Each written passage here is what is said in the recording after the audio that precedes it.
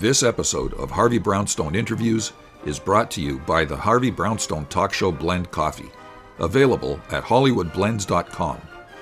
Everyone's saying it's the best coffee they've ever tasted. Why not give it a try and see for yourself? Hello, everyone. I'm Harvey Brownstone, and today's guest is a renowned actor, writer, director, and producer who is perhaps best known for his portrayal of Freddie Washington, better known as Boom Boom, one of the Sweathogs in the classic TV sitcom Welcome Back Kotter, in which he co-starred with Gabe Kaplan and John Travolta. He also played Cameron Sanders Sr. on the popular daytime drama A House Divided, for which he was nominated for a Daytime Emmy Award for Outstanding Lead Actor. And of course, we remember him as Noah on the groundbreaking 1977 TV miniseries Roots. And he played Michael Jackson's father, Joseph Jackson, in the 1992 miniseries The Jacksons: An American Dream, for which he was nominated for an NAACP Image Award. He's also appeared in many other movies, including Claudine, Cooley High, Youngblood, The Annihilators, LA Heat, Southlander, A Chance in the World, The Perfect Mate, The Contract, and many more. And on TV, you've seen him in dozens of great shows, including Barnaby Jones, Hill Street Blues, Alien Nation, Diagnosis Murder, Roseanne, Gilmore Girls, Mind Your Business, to name only a few. And who can ever forget his performance as Bra Hardy in the 2023 TV miniseries Legacy?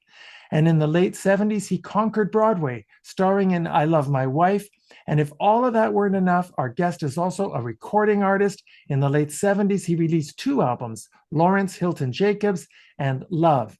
I'm delighted to welcome Lawrence-Hilton Jacobs to our show. Larry, thank you so much for being here. Thank you, Harvey. Wow, man. And to hear all that stuff in a row like that sounds nuts. You did all that. You really did. Believe it? Oh, wow. What a life. Now, before I get all the criticism out there, because I've put the hyphen in between Lawrence and Hilton. Absolutely. That's correct, isn't it? Let me give you the history on that. When I first started out as a young actor, when I was 14, 15, I just went by Larry Jacobs, which is everybody calls me. But my full name is Lawrence-Hilton Jacobs. So when I first tried to use the name, some agent told me it was too big a name. It could never fit on a marquee. I was like, it's my name. It's on my birth certificate. They said, well, it doesn't work. So I put a hyphen where it's grammatically incorrect just to mess people up. So he keeps going back and forth. It's my little private silly joke that I've been going on now for over 50 years. But are you aware that many internet sites put the hyphen in between the Hilton and the Jacobs? He mix it up all the time, and I'm laughing all the way. There's no hyphen in my name at all. I'm just tripping without my luggage. Well, I know you went to the High School of Art and Design in New York, and one of your first jobs was as a freelance artist and package designer. How did you get into acting? Always wanted to do it. It seemed like it kind of fell into me. When I was a kid in elementary school, I had a great teacher, Mr. Givens, who used to, I think he must have been a dancer at some point because he was always putting us in shows and taking us on these extensive trips. But he would put on plays that he would write. He would always give me the lead role. I was the leading actor. I didn't know I was going to be an actor. I was 10 years old, 9 years old then. But when I was 15, I kind of drifted into it and doing a lot of theater, like community theater around New York City, where I'm from, and whatever I could find. And it just led into one thing led to another, and it bounced from there. But it seemed like it was just in me all the time. A little bit of ham. Well, in your very, very first movie, Claudine, you got to work with Diane Carroll and James Earl Jones. You played Diane Carroll's oldest son. What was that experience like? Wonderful. Diane stayed my friend until, it was time for her to move on. I always get emotional when I talk about her because she was my great friend all my life. Just before she moved on, I took her out she had never had sushi, so I took her out for sushi. And so, that was good. That was us. Working with Diane and James Earl Jones was beyond top shelf of an experience. I was a 19-year-old kid, about to turn 20, living in New York City, and new to the acting game, maybe 2 or 3, 5 years. And they were just very generous. I remember James and I would talk about, he was very open about that he was a stutterer and how he had to overcome that. And growing up in the South was really tough. I knew his father as well, Robert Earl Jones as well. And so, we talked briefly about that, and they had that little testy kind of a thing in their relationship. But nonetheless, as a father and a son, happy I knew them both. But the experience of Claudine was, how can you beat it? I realized that I had a role. At the time, there was a lot of what they called the blaxploitation movies going on, which was all about the Super Brothers and all that. And when I saw Claudine, I realized I had a realized arc role. So I said, you got to take this really serious, Larry, and work it out. So I got blessed. Yeah. You were so blessed because you not only got a master class in acting from these two giants, but they're both such classy, dignified, beautiful human beings inside and out. What a role model for you to have, and those two people. When you're working with actors, as even with James Earl, who is beyond a classic actor, a few years later, he had a television show called Paris, 6 years later, and I wind up doing a guest shot on that. And this is James Earl Jones, and he's big, and he's vibrato, and he's all of that. But he pulled me in the side, and he says, Larry, you did Welcome Back Kotter for 4 years. How did you guys do that television stuff? It's so quick. He was like a student, so we lend to each other all the time, and his power is his and mine is mine. We're different, but we find what I call actor games. We one up each other complementarily. And he was very much like that through the shoot. Diane became my great friend. I said, when she finally checked out, she still thought she was my mother. To the very end, she would have me call me up and have me taking her to the dry cleaners or the spa or wherever she wanted to go, and I would never say no. So that's the loveliness that came out of it. That sure is. Is it correct that you landed the role of Boom Boom on Welcome Back Kotter because of your performance in Cooley High? I was like any other actor. I went out and auditioned for it. I happened to be in Los Angeles and I was screen testing for a movie called Sparkle, which I didn't get. They gave it to Philip Thomas. That's okay. No, Philip Michael Thomas, my good friend. And it got down between Philip and I, and they decided they wanted to go with Philip. So I was okay. It was my turn, and I was, going to go back to New York. And this audition came up at NBC Studios for a show called Kotter. I thought it was a cop show because at the time Kojak was on. So I went up and auditioned. Now, for some reason, it's the first time I met John Travolta. They always paired John and I together in the auditions all the time with other actors, Ray Sharkey, whoever else auditioned. And so if it was meant to be, maybe that was part of the unseen kind of a thing. But I auditioned like any other actor. And I went back to New York City and I did a screen test. And then a week later, I was back shooting the pilot. You attended public school in New York City, so you had firsthand knowledge of what it's like to be a student in a big city high school. Did you rely on that experience when you were doing Welcome Back Kotter? My what they used to call junior high school, which they call middle school now, was more like the Welcome Back Kotter. I went to the junior high school of Joan of Arc in Manhattan on the west side, Upper West Side, and it looked like my classroom. And I'd say what they allowed us to, when we got on the Kotter set and we first saw them, building the set, we said, it's too neat, it's too clean. So they allowed all of us to graffiti it up and tarnish it up and make it look like what we thought it should. So that was really open of the producers to allow that. But that was the springboard for me, was my junior high school years looked like the Welcome Back Kotter. And I grew up similarly. I grew up in the housing projects in New York City, the Frederick Douglass projects. I'm a hardcore New Yorker till this very day and loving it. That'll never leave me. So I relied on friends and family, my brother Eddie, my friend Dwayne, my friend Bobby Messam, who I'm still close with. I took pieces of them and just, let your instincts take over. And those wonderful guys I work with, I mean, Bobby, Ron, John, and Gabe, are just terrific. And some of them moved on, but Gabe and John and I are still close. And so it's very nice. Who came up with your trademark phrase, "Hi there"? A complete accident. We were doing the television pilot, and Gabe is going around introducing, learning all the characters, who are you, who are you? And I just said it. I don't know where it came from. I just did it, and it got this crazy laugh, and it became a moniker. You just don't know. I just made it up on the spot, and it worked. Everybody loved it when you said that. Yeah, I had a lot of fun.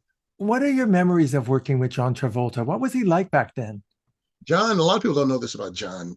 John is probably one of the silliest, funniest people in history, but he's bonkers and nuts and will do anything for a laugh.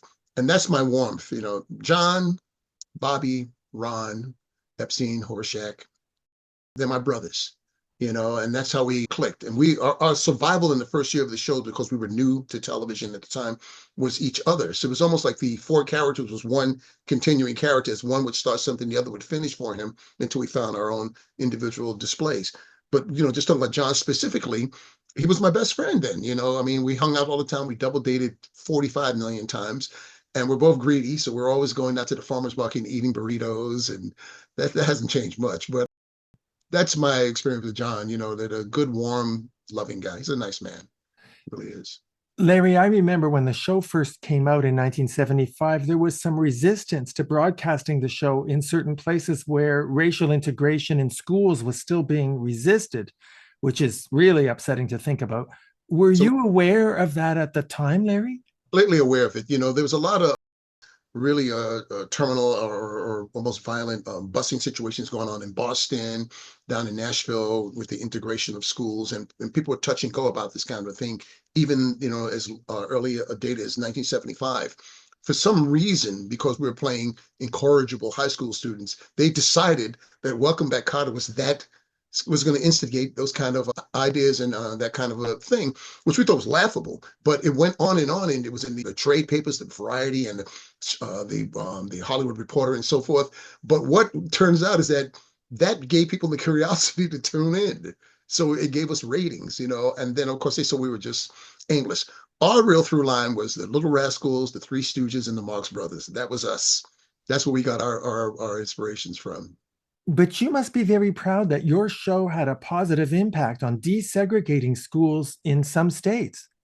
I wonder if it did that, but I do know that it made people feel a sense of community, which is starting to lose out, as we know, even more so today. You don't get that much at all. When I went around a lot of times in those days, in the Welcome Back Kotter days, and I would go to different schools or colleges to talk or lecture and so forth, we would talk about these very things. And I would see the students would be so eager or interested. They could relate because I was a little older than the high school age. I was 21 when I got the part 22-ish when I was playing a high school guy, but I knew that experience not that long ago.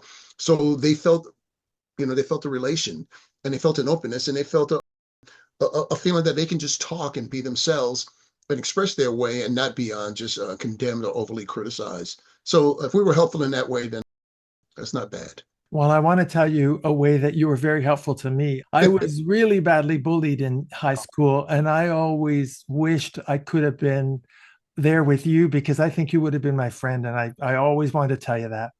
Oh man, I would have done this for you too if somebody got in your way. I'd have got them. I know. Boom Boom was my imaginary friend all through high school, I got to tell you. Pretty nice, man. Thank you. In one episode of the show called Radio Free Freddie, you got to work with George Carlin, who played a radio DJ. Did you get to know George at all? I only saw George for the week we worked. You get a fast closeness because you have to work with each other. But George was, of course, a brilliant piece of special talent. And when we heard he was coming to our show, I was like, George Carlin, I couldn't believe it, And I got to work with him directly. So we got along greatly. Very, very nice guy, very into it. And then he splits. He was gone, So I saw him for all of 5 days in my entire life. But the experience is golden. Never left that for me. Larry, can I tell you my favorite episode of Welcome Back, Kotter? Oh. It's an episode from season 3 called What Goes Up, where Freddie gets addicted to drugs after taking prescribed painkillers. Do you remember that episode? I think clearly, yes. I tell you how, and when you're doing a situation comedy, at least our show, sometimes within the writing, you find spontaneous moments to ad lib. There's even a thing where Travolta is going by myself, Bobby. I'm telling Bobby that I'm, doing the pills, and Bobby's trying to tell me it's wrong, meaning Epstein. And John just walks by going, "Give me drugs, give me drugs." We were just fooling around in the rehearsals, and we said, "Put that in." So it all became inclusive. At that time, the drug scene was really prevalent between young kids and teenagers. And many of my friends that I grew up with had become heroin addicts. It was in the mid, mostly early 70s, it was almost epidemic that you would go through New York City and you seemed like every 10th person was high. You see somebody and it was like this, and man, what's up, man? It was that all the time. And so we were trying to address the silliness and the dangers of that kind of a problem. And there is a cure if you allow yourself to get healed. That was the through line for us, or at least for me, it was certainly. Oh, absolutely. Do you have a favorite episode of the show? I think the favorite one was the very first year. It was our 22nd episode and the last episode of the season. And it was called a telethon. And what I love about it is that everybody had a showcase moment. And that's what Bobby did, the Congo thing. He was doing Ricky Ricardo, and I was playing the piano, acting silly, and John came up with the Barbarino. We all had a moment. I mean, with this little tight half-hour show, everybody had their little individual shine, and I think it was golden. And we were at the peak of where we had grown with the show at that point. So it's my favorite show because we're all beyond silly. A bunch of grown men acting nuts for a check. So there you go. Now, if I'm not mistaken, you, John Travolta, and Gabe Kaplan are the only cast members still alive. Is that right? Yes, yeah. We're Bobby and Ron and Marsha and Johnny White. who played the principal and moved on. Marcia in recent time, Marcia's been about 3 years now, and Bobby and Ron a little bit longer. And Johnny White went a long time back. He was 68, so he went like 20 years before. You know, when I think about them, I was getting emotional or get sentimental because it was so close and tight. And even when I saw Travolta recently, where he was doing a Pulp Fiction thing for TCM, and I decided just to surprise him. I had not seen him in 14 years, and I didn't realize it. And when we saw each other, it was right now. Hey man, it was all hugs and love, and and the same. I talked to Gabe a couple of days ago, and he was telling me, I'm getting out of here. It's too much smoke. I can't, I got to go down to wherever I'm going. You know, yeah, it's just us, and we cherish what's here. And we cherish you very much. Now, you talked about a surprise. I have to say, in 1997, you, Ron Palillo, and Robert Hedges made a surprise appearance in a dream sequence in an episode of Mr. Rhodes. Did you have fun doing that? Yeah, I mean, these things happen, and Bobby and Ron and I, we were talking all the time, so we didn't lose any rhythm there. It's fun. I don't have any regrets. I don't. I think it's silly, when somebody says, well, I was starting out, cut the crap. You're happy to be a working actor. You do your job. But there's also something a little bit more important in it. With myself, with Bobby and Ron, Horshack and Epstein, is I got to hang out with my brothers again, and we can have some fun. We had a good time doing that show. That was pretty cool. When Welcome Back Kotter became a big hit in 1975, your whole life changed, Larry. You became super famous. When you look back, are you happy with the way that you handled being so famous? Well, of course, it's a learned experience. It's an on-the-job training thing. There's no book for it, or you don't know how it's going to happen to you or how you're going to react. It's been strange. I've had some people who are forced their way onto my life sometimes, or thought I was their property or something. I don't want to get too deep in it, but I was once in Philadelphia, and some guy just came up to me and just grabbed me on the shoulder and swung me around. I ain't the guy to do that with. I'm just be straight up. So, I thought he was going to take me, so I took him. It happened in a moment. And I said, I'm a stranger to you. You don't just grab me, And so that's the extremes. But when that kind of thing happens to you, you just don't know how to get ready for it because it's overwhelming. It's out of body. I don't try to take it as that's reality all the time. That's the reality for its moments. But it is part of my life. It's been going on over 50 years now. I've been in the game 58 years. I'm 71. I've been around a long time. And, they say it comes with the job. So you got to roll with it. Yeah. It does come with the job, but you and I have both seen people who just couldn't handle it. And you did handle it. You handled it well. I think you have to have real life. And I say it all the time to friends. I said, man, go out and catch a windowsill or take a walk or, enjoy the donut you're eating. Kiss the kids, spend time with your close relations and let them know how you feel about them, not being syrupy about it. But you have to have real life. For me, as long as I've been in show business, which is now going to 58 years, and I take it as a wonderful showering that I continue to work and so forth. But I believe in having real time. So if I'm with the grandkids or my brothers and sisters or my good friends, I almost never even talk about showbiz. It's just life. I like to cook, so I'm always cooking lots of food and having everybody come over to eat. And those are the times that are great. And some of them are actors that and actresses, but others just might. But they're all friends. That's what's important, is to have a sense of community and a sense of simplicity, and cherishing, what's going on with you, but not tripping on it, not thinking I'm all that because I'm on a TV show. It sounds like you never lost hold of your own identity. No, and the only reason you can lose that is because you decide to, or if you decide to read magazines and somebody tells you you're great, you're great, you're great, and you start to think I must be a chosen one. It's just nonsense.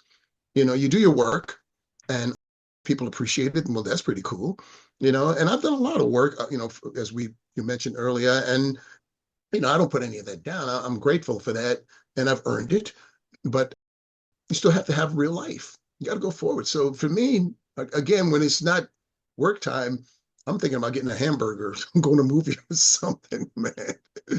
Well, one aspect of real life was that Welcome Back Kotter was canceled after 4 seasons. A lot of people blamed John Travolta because he became such a big movie star, and they said he didn't want to do TV shows anymore. Do you agree that that's why the show was canceled? I mean, he may have felt that way. He didn't want a TV. That I don't really know. I never really knew that. But it had nothing to do with John. That's just putting importance in the wrong place. What happens with television is that a show progresses in the years, it becomes more and more expensive to do. So we became one of those casualties, just like Charlie's Angels and Starsky and Hutch, which were really top shows at the time. We all got canceled together because it was just too expensive to go on. And the network sometimes say, well, we'd rather just start anew and build up there, and we can bring the price down.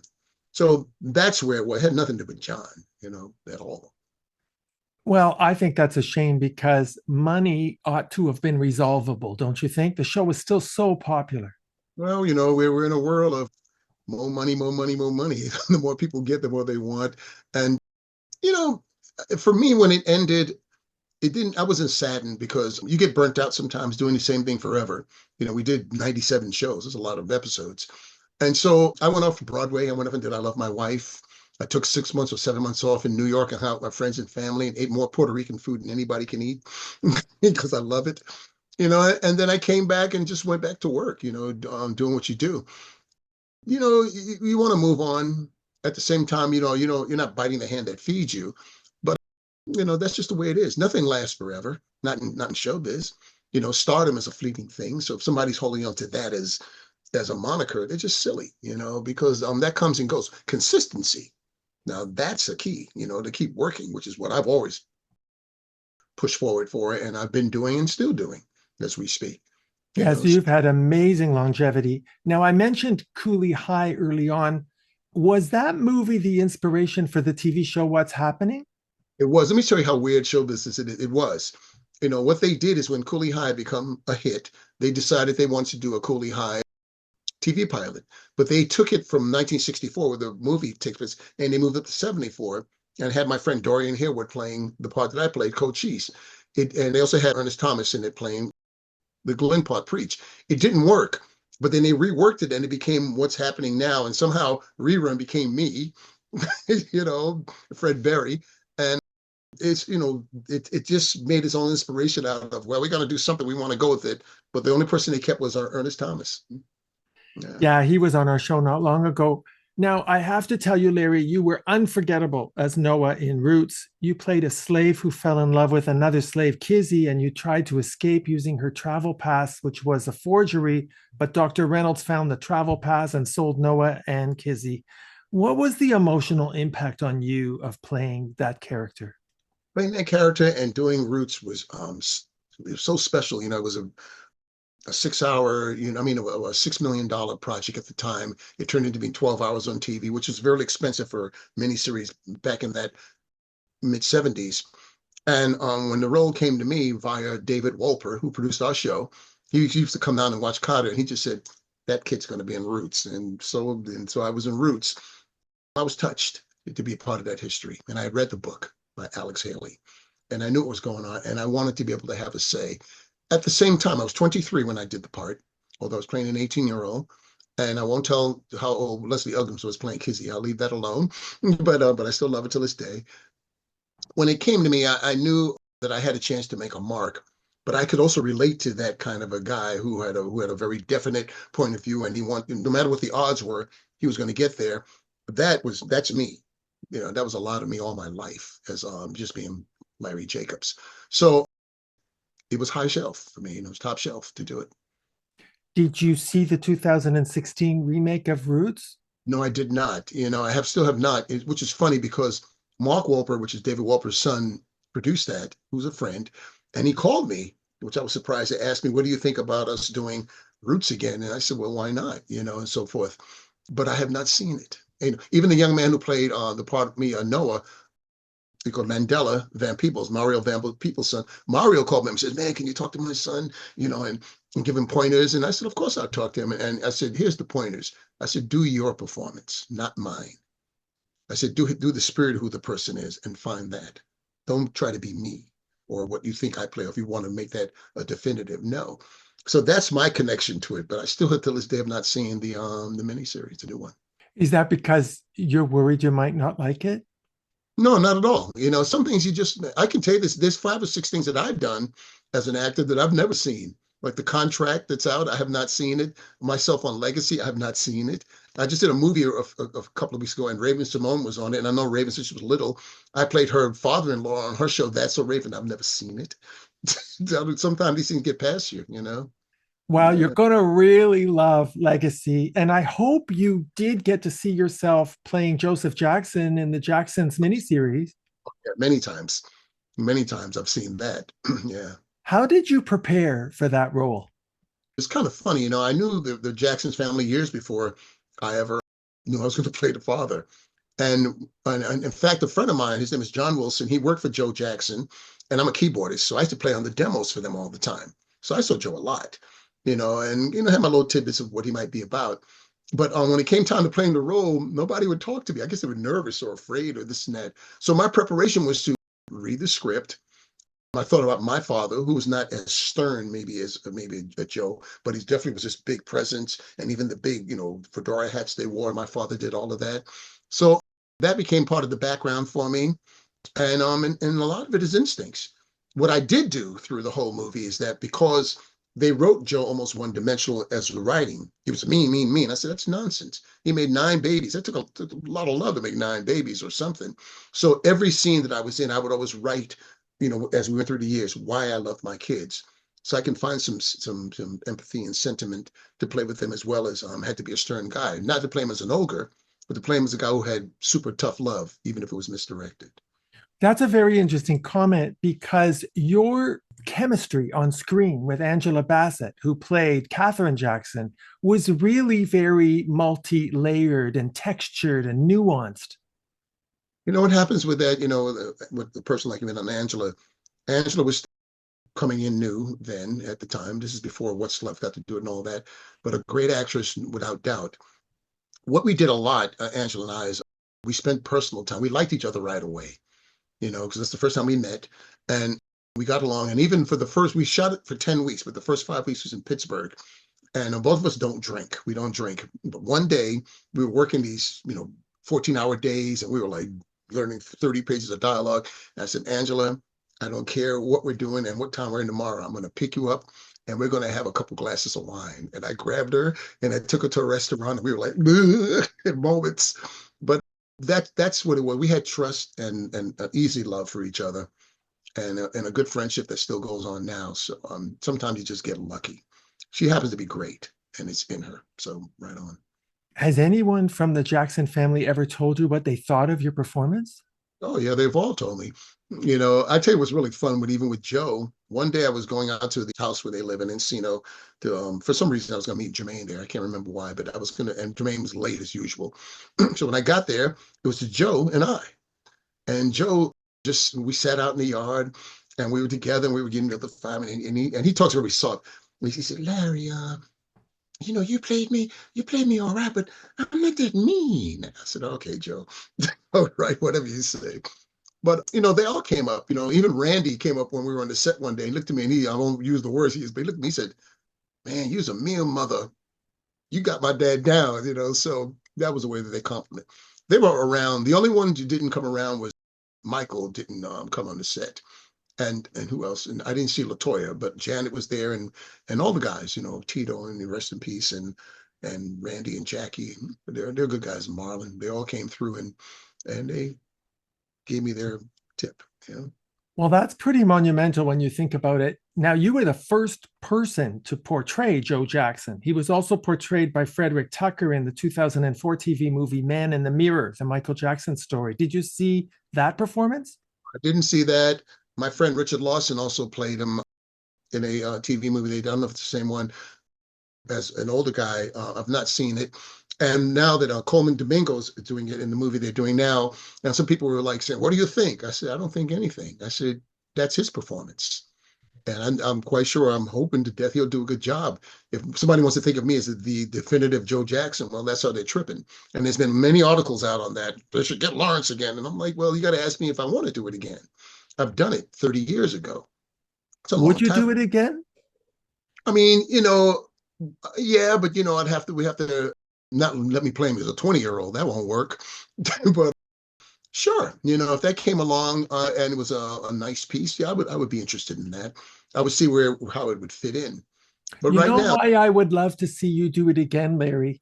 Because after the movie came out and Michael did more interviews, he gave us a lot more insight into what his childhood was like and what his father was like. And I think you, being the actor you are, would evolve that portrayal to incorporate more information that you now know.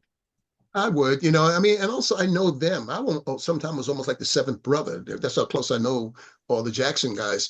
So get ready for this one. I even a couple times back when I was 23, I dated LaToya twice. Get ready for that one. But You so, mean you could have been his son in law? oh man, this is deep, man. And so that would be interesting, to do a perspective like that of him as an older guy, I mean, maybe in his 50s or something like that, and his relationship with Michael and the variables of that. That would be an interesting exploration. So call me up, guys. Here I is. Yeah. Well, now, as I mentioned in my introduction, you recorded two albums in the late 70s. And I remember seeing you on American Bandstand. You sang two of your singles, Fly Away to My Wonderland and What Kind of Man Do I Have to Be? Yeah. Did you like being in the music industry? I've been in it all my life. I've been a musician all my life. I was also on Soul Train doing those songs. I was on more shows than I could count when we were promoting that album. I'm still a musician. Just before we even started an interview today, I went downstairs in my place and I practiced piano for about, 15, 20 minutes. And I love music. I've gotten over the years involved in doing soundtracks or doing the underscores and all that as well for my films or sometimes other people's movies that if they ask me. And yeah, I got to work with these legendary people like Lamont Dozier from Holland Dozier Holland. They were classic Motown producers. And when I asked Lamont to do the first album, he was like, "This." I was like, "No." I was like, and then Freddie Perrin winds up doing my album, who was also the guy that did the music for Cooley High, with his wife Christine Yarian at the time her name was. So the coincidences was just stellar. But for me, it was just part of the fabric of who I am. I'm a musician all my life. I've been playing piano since I was 14, which is forever now. And I love it. It's just totally cool. It's great. I'd love to see you do a movie or a biopic or a miniseries where you get to sing. But that'd be interesting. I mean, I'm right now. I'm going to start a play in a week or so. The movie was called Jason's Lyric, and they've turned it into a dramatic musical. And I'm playing the father in it. And they haven't told me if I have a song or not yet, but they asked me to send something of me singing, so they may surprise me when I get to rehearsals next week.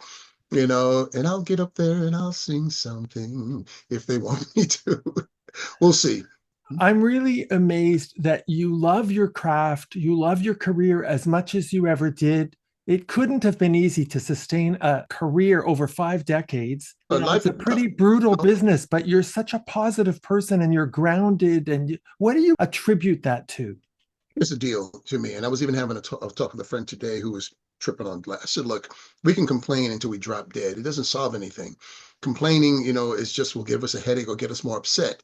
Okay, we can have that moment, but I said, try to fold it back and start thinking of options or how do you fix it or how do I go forward? That's been my through line in life. And I've learned that from people that were around when I was studying at the Al Fan Theatrical Ensemble in Harlem. He taught that. My great friend, rest in peace, Adam Wade, who was a student, became a good friend, and I taught acting with him. He taught me that we must always press forward and find, how do we get from this piece of land to the land? You have to build a bridge. Well, the bridge takes time. Or it's like you planting a tree. You put a seed there. It's not going to grow overnight. You have to cultivate it. You have to let it find the sun. You have to nourish it. You have to learn how to be patient to allow it to bear fruit. That's who we are as people, as poetic as that may sound. That's real. And so with that in mind, I'm not saying it was an easy ride on all these, 50 something years now that I've been doing this. No, it's not. And sometimes it's been just tough. No one wants to be broke. Being broke is no joke, or going through the struggles or somebody want you to keep proving yourself over and over again, which is what they do to performance all the time. It becomes absolutely silly sometimes. So I draw my own line. I'm not telling anyone else how to do it, but I draw my line. I haven't auditioned for anything for the last 10 years, and I won't ever audition again in my life because I have nothing to prove. Either you like me or you don't. If you want to meet me to see if I got a third eye, then do it. I'm down with that. And anybody's legacy, that has to have some merit. So I wear that in my pride and certainly in my living. And I'm not tough about it in terms of like a bad man or being evil. I'm just being honest. If somebody wants to talk BS, you talk to the wrong guy. I'm not with that. I'd rather be a straight shooter, which I've been all my life. I was taught that strongly from my mother, Lawrence-Hilton Jacobs, and so that's part of the how I survived. Now it's a roller coaster. You're riding waves, you don't know where the rough waters are sometimes, but you got to see the light at the end of the tunnel. As corny as that sounds, it's real. You have to know that you can get there. It's like if somebody is sick, you don't get well if you don't want to get well. You have to want to get healed. So if you want to go progress in life, you have to see where you're going to go and take the time in your privacy to do it. Now, you may be eating oatmeal for 4 or 5 days, but nobody has to know, but you're eating. You may have to work on things 3, 5 in the morning when you're like this, but when you present it, there it is. That's the tax you have to put behind it. I've learned it from being an artist and certainly drawing and as being an actor. Definitely. Have you ever regretted declining an audition? No. I think anytime you decide you're not going to do something, you got to live with that. And anything that I've, was asked to do and I said, no, thank you to, I don't sit back and go, oh my God, I wish I would have. No, that's not the way you do it. Or if I did a project that was not the biggest film or, was not a hit, was a low budget thing, I said, you did it for certain reasons at the time. The first time I directed was in 1989. I was 35. I did a movie called Angels of the City. We had $129,000 down the block from us. Eddie Murphy was shooting Harlem Nights for 40 million. It's to show you how that's different. Well, that was the job that came to me, and that got me in the game, as a director. So I don't have any comparisons on that. I do my thing, and we make it work. And we pulled off some miracles in that little movie. Faking blowing up helicopters and all this with no money. You get super creative. So why not? Yeah. When I went on your IMDb page, I saw that you have a new movie coming out called Cocaine Roach. Can you tell us anything about it? Cocaine Roach is something I did a cameo thing up in Berkeley, San Francisco area. And I play an undercover cop who's pretending to be hooked on cocaine and this and that to be able to bust a ring, sort of a cartel that's going on. So I did that. I just finished a movie called War Dogs about 3 weeks ago, which is a strange theme. It's a movie where these renegade terrorists decide to try to take over the hood, but the brothers ain't having it. And so we ain't gonna allow it. And so, and then now I'm gonna do the Jason's Lyric play where I'm playing this father who's, not a good father to his son, where Alan Payne is playing the part who did it in the original movie, and he's a nice man. And I find it funny that I'm playing the father in this play now, because 20 years ago when they was doing it as a movie, I was up for the movie, but they gave the part to Forrest Whitaker. Now I'm playing the father anyway. So there you go. So has it sunk in that you're one of those icons that you used to look up to way back when you were in your 20s? You're one of those icons now that everybody else looks up to. Has it sunk into you? Yeah, sometimes it's strange. When I go on a film set, I would say I'm the godfather of acting because they all, the young actors want to ask me whatever, and I indulge them all the way. I talk about experiences or what they're going through or how to keep their heads positive or how not to get caught up in your own self-importance so much that you can't, smell, whatever. Life is real, and life is really simple and life is definite. So that's the kind of stuff that I say. Even when young actors ask me, they say, well, is there a key, to being an actor? I said, well, honesty. We all know when we're full of it. We know our limitations. So that's how we can thrust forward. And I said, and again, take time out, go spend time with the people that matter to you and tell them you care about them a little bit. Well, Larry, I want to tell you something. I was privileged enough to be selected to conduct the very last interview of Lou Gossett Jr., who we lost last year. You remind me so much of him, your positivity, your outlook on life, your commitment to family, your spirituality, your love of your profession. You really carry his spirit. It's such an honor meeting you. I'm so glad I got this chance to interview you. Lou was also a friend. I knew Lou since I was 12 years old. That's how long I knew Lou, and spent a lot of time with him and his son Sati. Right now, I'm still close with. And wow, that's a high honor of a compliment you gave me. Thank you very much. Well, I really feel his spirit in yours. I can feel the spirit of Diane Carroll being so proud of you as an adoptive mom. Thank you for taking the time to be on our show. I loved every minute of our time together. You're a good guy, man. Thank you very much. And no more body's going to bully you, man. I'm going to take care of them. There you go. Thank you for that. Our guest has been the wonderful Lawrence-Hilton Jacobs. My name is Harvey Brownstone. Thank you all for joining us. See you next time. Thank you to my producer, Steve Silver, my managers, Rick Marcelli and Robin Bragg Marcelli at the Marcelli Company in Hollywood, my director of programming, Robert Monaghan, my PR directors, Eileen Shapiro and Jimmy Starr, and my entire team at the XPTV1 network in the UK. Thanks for watching. Be sure to check out all the great interviews on the Harvey Brownstone Interviews YouTube channel. Don't forget to subscribe and ring the bell to be notified when new videos are posted.